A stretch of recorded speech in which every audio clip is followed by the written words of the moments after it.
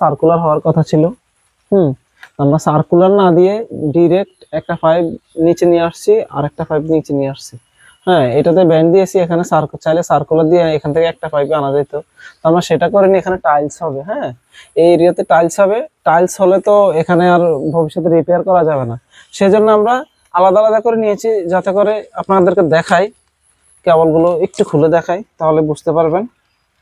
এই যে আমাদের এখন যেই সিস্টেমটা, এটা হচ্ছে যেমন আমার এগুলো হচ্ছে সার্কিট এগুলা, আর এই দুইটা হচ্ছে পয়েন্টের জন্য দুইটা কেবলের জন্য আমরা শুধুমাত্র দুইটা কেবলের জন্য একটা পাইপ ব্যবহার করেছি।